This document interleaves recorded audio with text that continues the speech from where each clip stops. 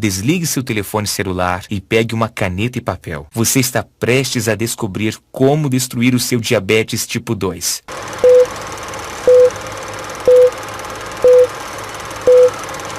Primeiro, deixa eu me apresentar. Meu nome é Adriano Belletti. Eu tenho 51 anos. Tenho uma esposa e 2 filhos. E eu sou chefe de cozinha em um grande restaurante de São Paulo. Agora, vou compartilhar minha história com você e, honestamente, é um pouco embaraçoso. Mas vale a pena para ajudar você a se livrar de sua doença. Há alguns anos, eu quase perdi tudo. Eu já sofria de diabetes tipo 2 há mais de uma década. Eu sempre tinha que me preocupar com os alimentos que iriam aumentar o meu nível de açúcar no sangue. Imagine, eu me tornei um chefe porque eu adorava comida e agora eu estava preso a comidas sem graça e refeições chatas. Eu era um fardo para minha família.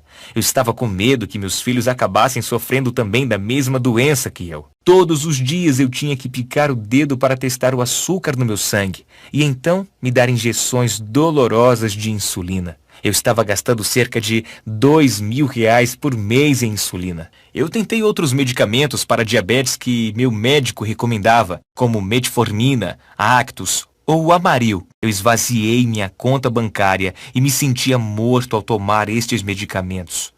Metformina e Actus me faziam sentir náuseas o tempo todo. Além disso, um estudo no New England Journal of Medicine ligava vários medicamentos para o diabetes a um risco 64% maior de ataque cardíaco ou morte por causas cardiovasculares. Mesmo quando eu passava uma semana na praia com a minha família, eu não conseguia relaxar, sempre se preocupando com o meu açúcar no sangue e se eu conseguiria voltar a tempo de tomar mais insulina se eu precisasse. Meu diabetes tipo 2 esvaziou minha carteira, destruiu meu corpo e tornou a minha vida miserável. Eu me senti preso. Você provavelmente já se sentiu assim antes, não é? Com medo de que seu diabetes tornasse sua vida cada vez pior, até que finalmente decidisse matá-lo. Mas, para mim, estava prestes a ficar ainda pior. Eu nunca vou esquecer aquele dia na cozinha do meu restaurante. Eu estava com pouco pessoal em um sábado à noite, o mais movimentado turno da semana. Meu estresse subiu além do telhado. Meu coração estava batendo acelerado e a cozinha estava mais quente e úmida do que nunca. Eu recebi o pedido de um prato. E então meus joelhos ficaram fracos. A próxima coisa que eu me lembro foi que acordei no hospital. Eu vi minha esposa e 2 filhos adolescentes sentados ao meu redor, com os olhos vermelhos e inchados de tanto chorar. O quarto cheirando ao líquido de limpeza, e eu ouvi o sinal sonoro constante do monitor cardíaco. Quando minha esposa viu que eu estava acordado, ela jogou os braços em volta de mim, então chamou o médico. Meu filho e filha olharam para mim como se estivessem assistindo ao seu pai morrer, e eu acho que eles estavam. O médico veio e explicou o que aconteceu. Você entrou em um coma diabético, disse o médico. Um coma de hiperglicêmica hiperosmolar não cetótica. Seu nível de glicose no sangue estava em 1174. Um dos outros chefes tinha chamado uma ambulância e alguns paramédicos e médicos do pronto-socorro tinham salvo a minha vida. Se eu estivesse sozinho quando isso aconteceu, eu estaria morto. O médico limpou a garganta como se ele estivesse nervoso em me dizer algo ainda pior. Como sua diabetes está tão avançada, nós vamos precisar amputar suas pernas. Eu agendei a cirurgia para esta tarde. É o pior medo de todos os diabéticos. Amputação. Não, disse a minha esposa. Absolutamente não. Sinto muito, insistiu o médico. Nós poderemos te dar mais 10 anos de vida, mas temos que operar imediatamente. Minha filha começou a chorar, enquanto minha esposa discutia com o médico. Eu me perdi em meus pensamentos. Amputação. E apenas 10 anos para viver. Eu não acredito nisso. O médico tinha que estar errado. Como eu iria sustentar a minha família? Eu não podia correr em uma cozinha do restaurante em uma cadeira de rodas.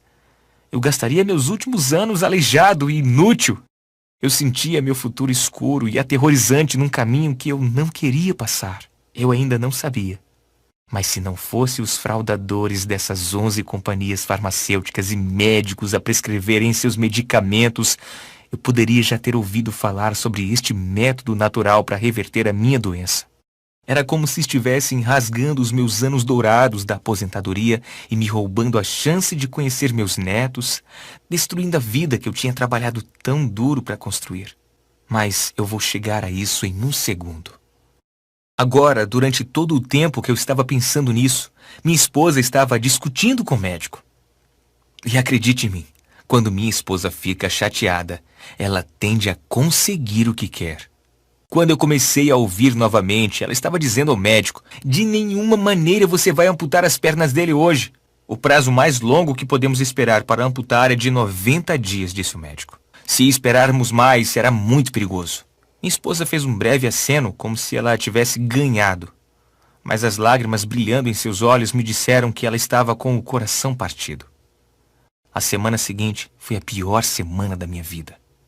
Sentei-me em casa, no meu sofá, assustado e deprimido. Minha família me tratou como se eu já estivesse morto. A minha filha dizia: "Eu te amo, papai", cada vez que ela passava. E meu filho ficou com raiva e não queria falar comigo. Ele não entendia porque eu não poderia estar com ele sempre. Eu estava pronto para desistir. Mas então, um post no Facebook me salvou. Meu amigo compartilhou um artigo sobre um pesquisador de diabetes chamado Roy Taylor.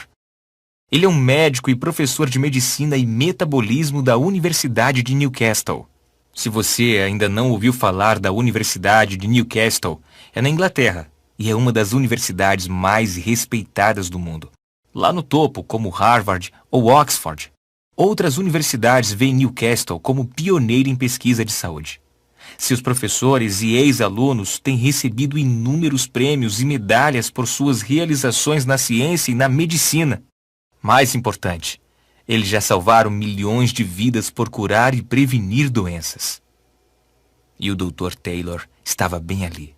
Sua pesquisa foi publicada em dezenas de revistas médicas, mudando a maneira como vemos o diabetes. A Universidade de Yale até tentou contratá-lo, mas ele se sentia leal a Newcastle.